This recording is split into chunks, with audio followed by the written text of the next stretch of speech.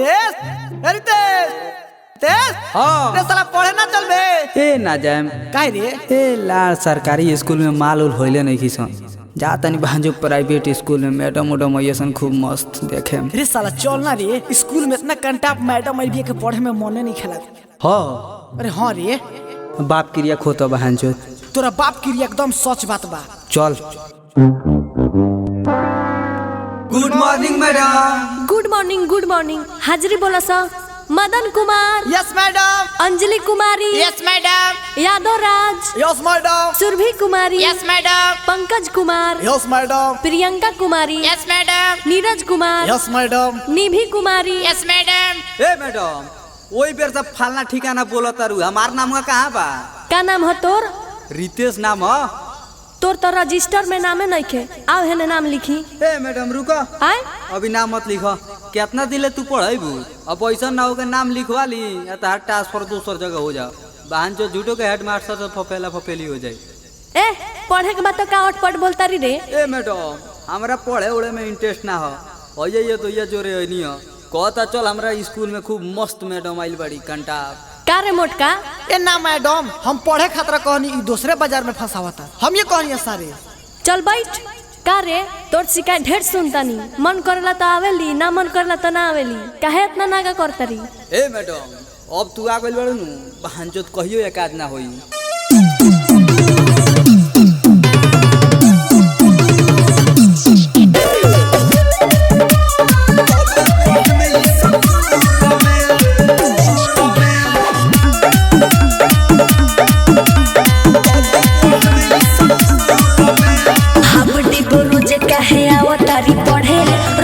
दिमाग कहाँ कथी मन करे हरे छोड़ा अरे बोल हाबड़ी रोज काहे आवतारी पढ़े रहता दिमाग कहाँ कथी मन करे बहुत मन करता है मैडम कपड़ा गंदा पहली कहाँ वालू टैली धूल में रे काहे ने हाथ डालतरी हटाओ हटाओ हटाओ।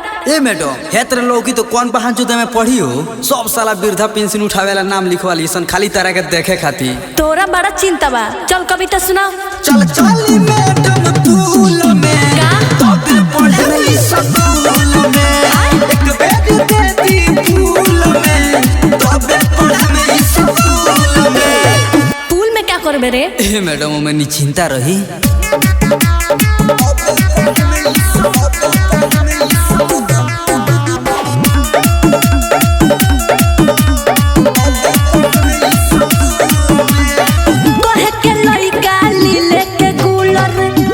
पंखा कूलर हो पगल बानी देखी के मैडम तुहारे गाल फूल फूलल हो। हाँ तो पगलो मन न तोरा चीज लगना बचबे कहे के लइका लीले के कूलर चाही पंखा कूलर हो पगल बानी देखी के मैडम तुहारे गाल फूल फूलल हो। लगे जोनी साथ तानी रह दूर चल चली मैडम फूल में तब पढ़े स्कूल में एक बेटी देती फूल में तब पढ़े स्कूल में तो ना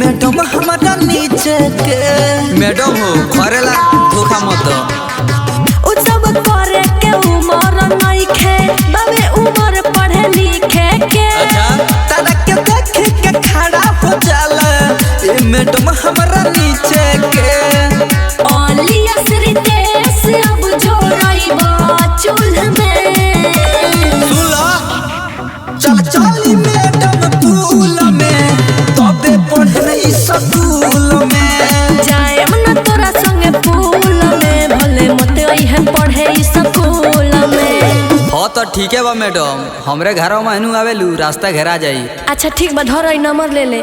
लेकिन रास्ता मत घेरिए। बोली नंबर 93 412 00918। हाँ तो गलती नंबर हुई तो माइयो बहन करे आवेला।